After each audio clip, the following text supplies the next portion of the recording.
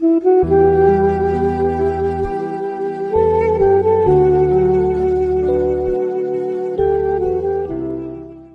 الرحمن الرحیم. الحمدلله و الصلاة و السلام علی رسول الله.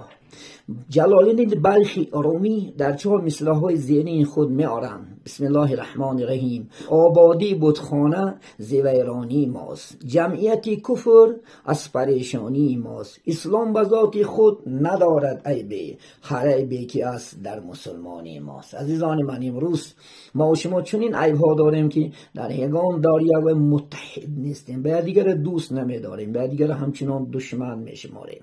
و این چنین امروز همه اکثر آدم ها به گروه ها یعنی جدا شده، یعنی بین انشاءالله خدا خواهد عالمان، بین قوم و جمعیت مهر و محبت نیست. امروز این اسلام داری نیست. عزیزان من، الله سبحانه و تعالی در چند جای قرآن کریم که درباره متحد شدن و دیگر دوست داشتن برای ما و شما ترغیب انشاءالله یعنی امر میکند. من سوره آل عمران آیت 103: اعوذ بالله من الشیطان الرجیم و اعتصموا بحبل الله جمیعا ولا تفرقوا واذكروا نعمت الله علیکم اذ کنتم اعداء فالف بین قلوبکم فاصبحتم بنعمتی اخوانا و کنتم علی شفا حفرة من النار فانقذكم منها كذلك يبين الله لكم آیاته لعلكم تهتدون. صدق الله العظیم. خدا چی میگه؟ استعیذ بالله،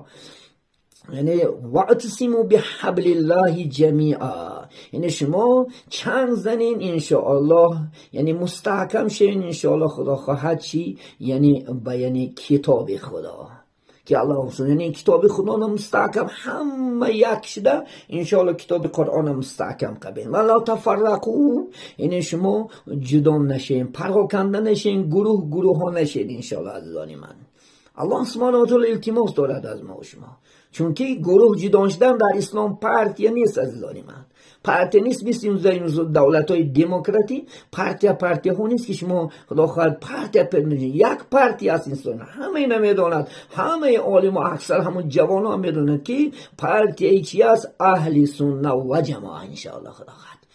خدا میگه در تفرقوا جدا نشین. فاذکروا نعمت الله علیکم، بر شما یاد کنین آن نعمت هایی که خداوند به شما داد.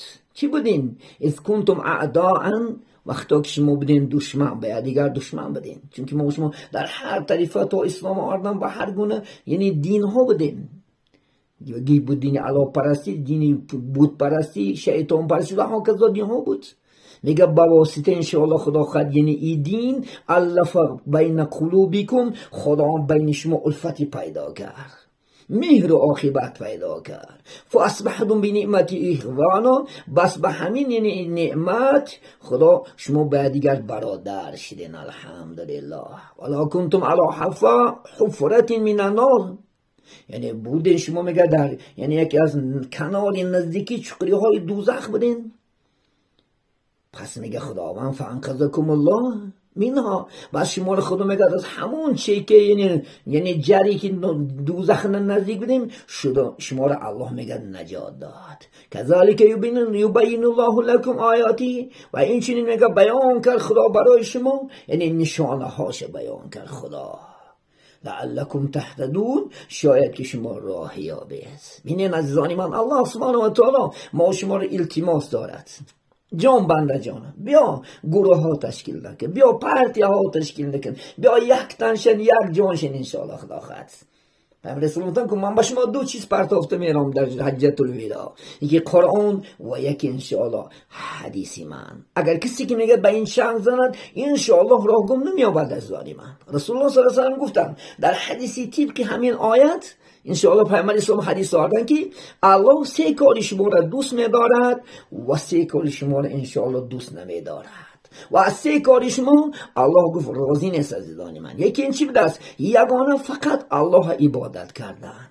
بغیر از الله دیگر کس الله را شریک نکردند. نه مزار نگیم که از یعنی بنده حاجت پرسیدن از هیچ کس. حاجت تو چین مقصد داری؟ فقط یگانه الله. ایاک نعبد و ایاک نستعین. ما فقط عبادت میکنیم، فقط به تو یاردن طلب میکنیم، از مخلوق طلب نکی. میگه دوین همه شما را میگه خدا میگه چی گفت؟ متحد شدن دوست میداشته است. یعنی همه تو در یک پت اهل سنت و جماعت داریم. گفت انشاءالله خدا خواهد همین راه مستحکم انشاءالله خدا خواهد بکفین. گفت قرآن و حدیث و اجماع امت و قیاس از 4 چیز علما گفتن عبارت است. همین دو شما چنگ زنین الله سبحانه و تعالی ما شما را دوست می‌داشته است. و یکی دیگرش سردارهای خودتون یعنی نصیحت های فایده ناک دهین. عزیزان من انشاءالله خدا خواهد چی با کدام انشاءالله خدا خواهد راه برا که میشینیم نصیحت های خودی فایده ناک نسبت قوم و نسبت جمعیت دادن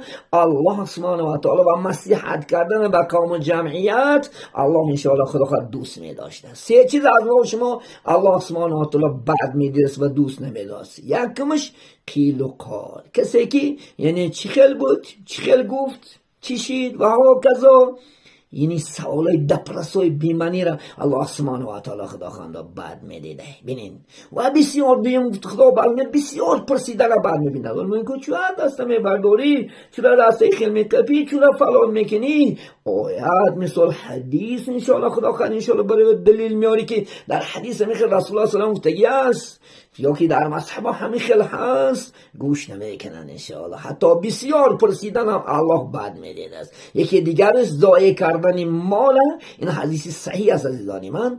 الله سبحانه و تعالی خدا خواهد بد میدید است. این در تفسیر اصول بیان زیر همین آیت همین حدیث برای ما شما رسول الله صلی الله علیه و سلم گفتن بریم بین ما خدا خواهد کار کنیم که الله ما شما را دوست دارد و کار کنیم که انشاءالله خدا خواهد الله از ما شما ناراضی نباشد. عزیزان در همینجا صحبت با پایان میرسونیم انشاءالله. یک چند آیت های دیگر است در صحبت های دیگر اگر خدا فرصت دهد تنیسیحت خاطر جمع باشد با شما عزیزان همسیز بمیشین. بیاین انشاءالله خدا خواهد با این راه حق راه انشاءالله خدا خواهد یعنی قرآن و حدیث و اجماع امت و قیاس چنگ بزنیم انشاءالله خدا خواهد سعادت 2 دنیا نمیرسیم. 1000 سال انشاءالله 15 عصر 16 دست من نزدیکی خدا خواهد انشاءالله این جمعیت این قوم این خدا خواهد راه حق ناومدن. لیکن امروز افسوس چنان زمان است که دشمنای اسلام ما شما را به تفریق ها جدا کردن، بین ما شما عداوت و دشمنی انداختن. همچنان انشاءالله سخران ارداخته سازیم. بین انشاءالله بخیر بیایم